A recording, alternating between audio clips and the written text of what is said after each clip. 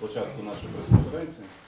Ми розпочинаємо наш захід, нашу прес-конференцію, і на початку хочу надати слово Юрію Доброву, юридичному раднику коменданта Одеської області. Я Сергій Братчук, речник оперативного штабу Одеської обласної військової адміністрації. Прошу. Юридичний радник коменданта Одеської області, полковник юстиції Добров Юрій Іванович.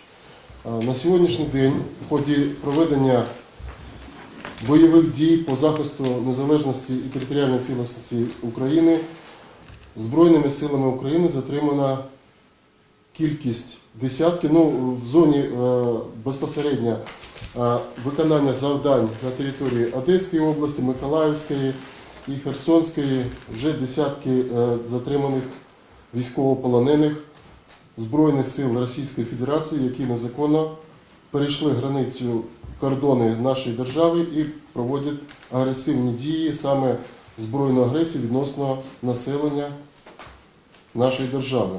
Україна як підписант Женевської конвенції про поводження з військовополоненими, яка була, нагадаю, прийнята, підписана ще 12 серпня 1949 року і набрала чинності для України 3 січня 1955 року, суворо дотримується тих норм, які, як країна-підписант цих конвенцій, взяли на себе зобов'язання поводитись військовополоненими тим чином, які передбачені саме цією конвенцією.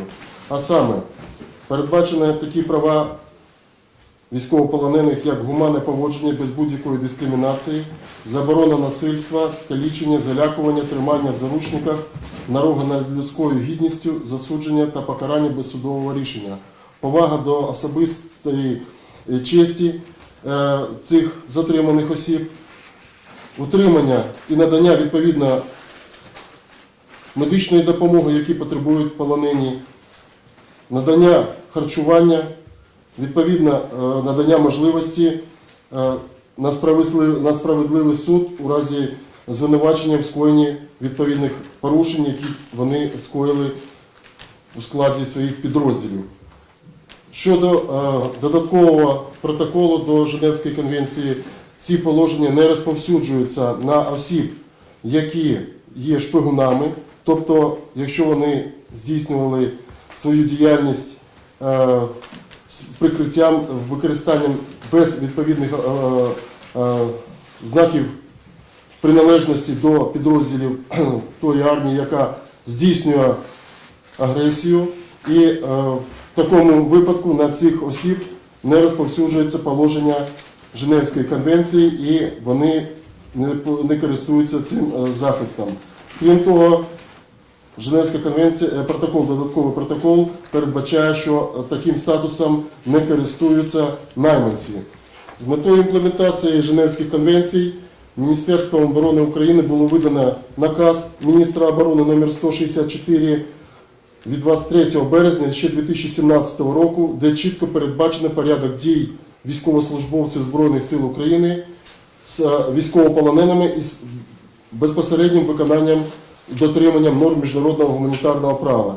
Там чітко визначені механізми, в тому числі затримання, їх переміщення і подальшого утримання військовополонених, в тому числі ці функції покладені на певні військові підрозділи в зоні проведення активних бойових дій і на військову службу правопорядку, яка здійснює етапування до відповідних місць утримання цих військовослужбовців. Хочу зазначити, що Україна суворо дотримується тих правил і норм, які взяла на себе зобов'язання, підписавши Женевські конвенції, на відміну від Російської Федерації, яка здійснює бомбардування мирних населених пунктів, житлових будинків і об'єктів, які перебувають під міжнародним захистом, в тому числі і об'єктів цивільного захисту населення, об'єктів, які містять відповідні небезпеки для населення в цілому. Тому на сьогоднішній день вже велика кількість на території України затриманих осіб перебувають. Рішенням відповідно держави створюється табір для утримання військовополонених і подальші дії будуть здійснюватись у суворій відповідності до положень Женевської конвенції. Щиро вам вдячний и конференции. Прошу по очереди называть свои имя, фамилия, отчество и все данные, которые вы предоставляете. Пожалуйста, Роман.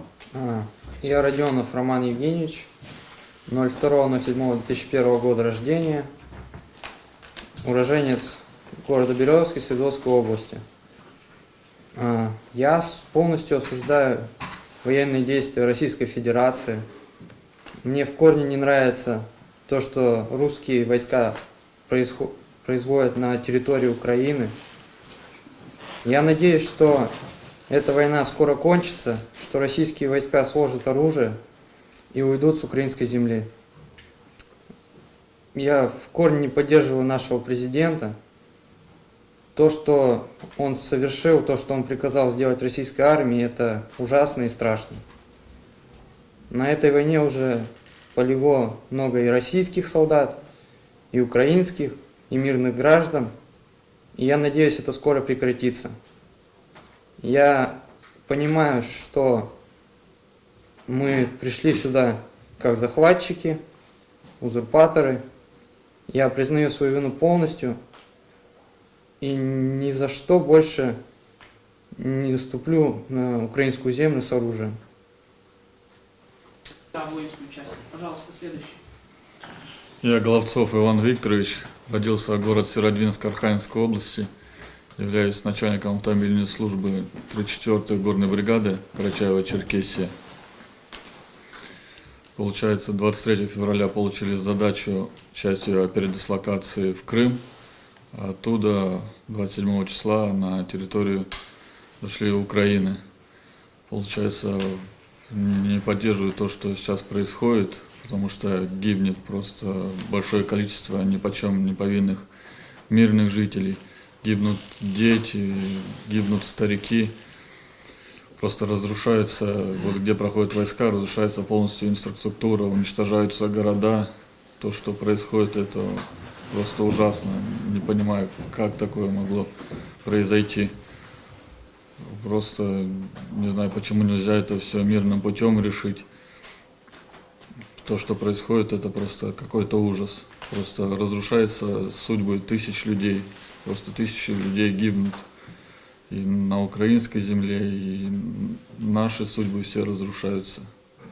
Просто я против того, что происходит здесь. Иван. Меня зовут Темный Иван Сергеевич. Я родился 20.10.2000 года в городе Москва. На территорию Украины мы зашли 24... я с 126-76, бригада отдельной береговой охраны. Разведчик, гранатометчик у меня должность. Значит, 24 числа мы зашли на территорию Украины. Нам никто не доводил о том, что мы будем какие-то военные действия проводить на территории Украины. Нас поставили в колонну, и за час до отбытия, когда уже, грубо говоря, ничего изменить нельзя, нам сказали то, что мы выдвигаемся на территорию Новой Каховки. Среди нас, среди экипажа, уже были люди, которые заранее хотели, когда они об этом услышали, я был их в том числе, что мы хотели отказаться просто. У меня отец, сестра живет в Украине, и я знаю, какая тут обстановка с народом, с правительством. Осведомлен был в том, что тут люди не нуждаются ни в помощи, ни в чем. Тут люди самодостаточные. Без Российской Федерации тут все и так держится особняком. Мы тут просто я даже не знаю, захватчики, мы тут враги, просто враги. Мы пришли на чужую землю, где все хорошо, где в наших действиях тут никто не нуждался. Я каждый день подтверждаю свои слова сам себе, когда я вижу, я уже переобщался с большим количеством людей, с сотрудниками и с мирными жителями, сотрудниками больниц. Все в шоке просто от действий Российской Федерации. Я в том числе желаю дальнейшего прекращения военных действий на территории Украины, чтобы это дошло до моего президента, чтобы это дошло до наших военных командиров, начальников, что это можно прекратить, и это нужно прекратить, потому что очень много товарищей моих погибло, молодых, очень молодых друзей моих. Так же, как и с украинской стороны, куча мирного населения, просто ни за что, ни про что. Мы тут не нужны. Как нам говорили, то что непосредственно уже во время войны нам говорили, то что вот, тут людей там, как бы, как это правильно сказать, ущемляют и так далее. Да, это все неправда. Я вот сейчас убедился в этом абсолютно, хотя мне и до этого родные говорили. Тут ко всем относятся хорошо, к нам относятся очень хорошо. Я отмечу то, что к нам относятся просто потрясающе. Это удивительно, то, что к военнопленным, которые пришли захватывать украинские земли, так хорошо относятся. Ну и напоследок хотел бы сказать то, что я бы хотел извиниться перед украинским народом за свои действия на территории Украины. Хочу, чтобы все это прекратилось как можно быстрее.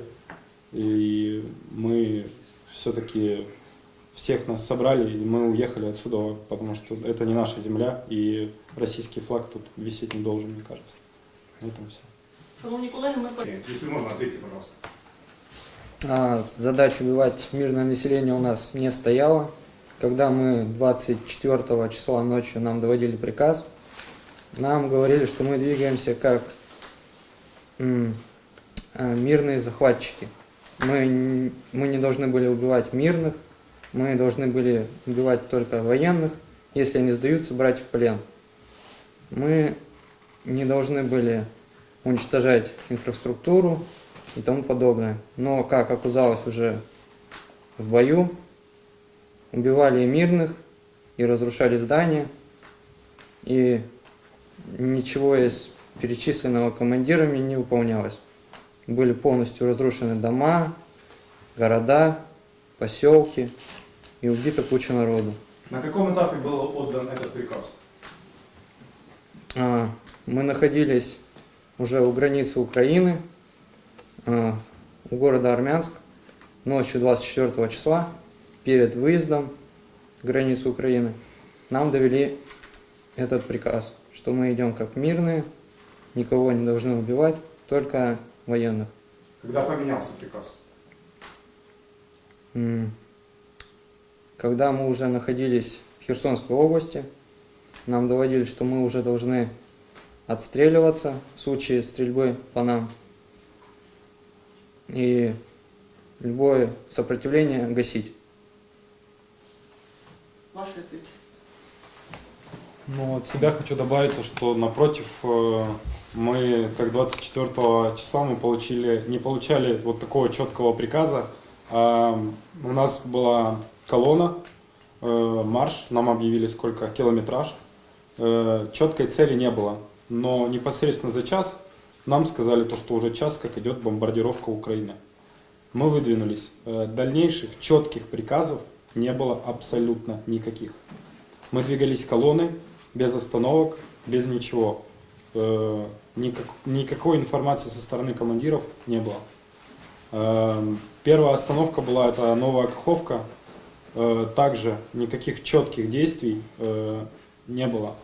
То есть нам сказали занять позиции и удерживать их. Потом в дальнейшем, когда уже начался прям в пылу боя, прошли первые сутки, на вторые сутки в тех местах, где мы укреплялись, мы помимо того, что следили за обстановкой, где военные и как, проводили разведоперации, также в наших местах в сборах всех гражданских мы либо отгоняли, либо те, кто появлялся 2 или более раз, мы, значит, забирали к нам на допрос. Ну, узнавать, не передают ли они информацию украинским войскам. Приказов стрелять по мирному населению мы не получали. Как, собственно, в дальнейшем, и когда мы зашли в село, ну, возле Николаева, где нас, собственно, разбили, там вообще, в принципе, пропали какие-либо приказы, было радиомолчание, и мы просто были брошены. Просто брошены, очень как бы, большое количество техники, просто нас стояли и разбивали, а мы даже не могли понять, что происходит. Следующее запитання, телеканал Інтер. Андрей Анастасов. Ну, получается, перед тем, как, когда мы сосредоточились в Крыму, перед тем, как заходить на территорию Украины, вообще никто никаких слов, каких-то бесед, никто ничего не проводил. Я так понял, это, наверное, было сказано для того, что, потому что если бы сказали правду, что идут, что нас ведут на боевые действия, ведут воевать, просто люди бы поотказывались бы, испугались. Там у нас все люди взрослые, у всех свои семьи есть. Просто никому это не нужно было. Поэтому все держали в тайне. Потому что если узнать вот эту, заранее все узнали, что на самом деле будет, все бы, большая половина, да и все бы уже отказались бы участвовать в этом. И когда уже непосредственно вот меня 5 числа взяли в плен, я вот начал общаться с людьми, увидел своими глазами до 5 числа, когда я эвакуировал технику, видел своими глазами, здесь все обычные, адекватные, такие же люди, как и мы. Здесь нет какой-то злости, вот я сколько здесь нахожусь, ко мне все по-человечески относится. Я не вижу того, что для чего это все. Здесь нормальные люди, у всех свои дома, свои семьи. Все говорят на русском языке. Мало кто что-то на украинском. Просто такие же люди, я не понимаю, за чего это А все. вам проводили работу с вами, вам кандидат Нет, про там бандеровцев, да? нет, ничего такого не было. Телеканал Рада. Добрый день, телеканал Рада, Татьяна. Почему вы пришли сказать наших мирных людей? Оправдания нам нет. Мы шли, можно сказать, вслепую. Нам ничего не доводили. Что, куда, зачем, почему. Никакой конкретики. Мы спрашивали, куда мы двигаемся, почему туда идем. Нам ничего не отвечали. Мы понимаем, что мы пришли на чужую территорию, что мы захватываем мирное население, убиваем, грабим. И мне очень стыдно за то, что творит российская армия. Я не смогу смотреть в глаза украинскому народу, этим женщинам, мужчинам, детям. Это ужасно.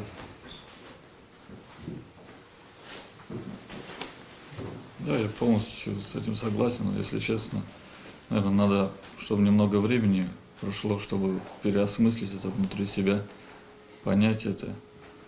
Ну, какого-то, если честно, даже прощения, даже как-то стыдно просить. Ну, как можно просить прощения, если тут погибают мирные люди, ни про что, ни про что. Да, мы как бы просим прощения, извиняемся за это все. Ну, если честно, даже не знаю, что и сказать. 7 телеканал. Евгения Панченко сегодня. С нами хорошо относились. Завтрак, обед, ужин нас кормили хорошо. Вода, хлеб, туалеты, умывальники, мыло. Нас не били. Я надеюсь, что после этой пресс-конференции нас через некоторое время обменяют и вернут на родину. Иван. Условия очень хорошие, если честно. Вот когда попал в плен, не думал, что такого будет. Думал, где-нибудь в канаве буду лежать. Ну а здесь очень-очень хорошие отношения. Ну, как видите, мы живы, здоровы, целы. Очень хорошее питание. Все по-человечески, если честно, но не ожидали, что так будет. А так, очень это удивило, просто очень хорошие отношения. И люди как бы нормально относятся. Всё. От себя хочу добавить то, что у нас была четкая команда от командира нашего не сдаваться в плен, потому что никто не знает, что с нами будет, но, скорее всего, нас убьют. Поэтому была четкая команда в плен не сдаваться, ни в коем случае. Допустим, я и наша группа из 11 человек, мы сдались в плен, потому что мы увидели гражданских с оружием, мы не стали по ним стрелять и сдались в плен. И я бы хотел сказать то, что начиная с этого дня, начиная с того, как мы сдали оружие гражданским лицам, как у вас это назвать, теробороны, я точно не знаю, и с момента попадания в полицейский участок к нам отношение было просто так стыдно, если честно, когда люди с тобой нормально общаются, разговаривают, тебя кормят, поят, все тебе предоставляют, а ты понимаешь, что ты на эту землю ты пришел, как нам говорили, освобождать. От чего? От кого? Это дезинформация, кошмар. Останнє запитання, передаю слово Сергію. Последний вопрос, относимся. Не знаю. Не знаю, честно говоря, что будет на родине. Мы, конечно, Но- надеемся на это, но Мы надеемся, не что мы на знаем. нее попадем. На Домой, родину. что нас отправят домой, мы вернемся домой живыми и И займемся займемся Мирными мирными делами. делами.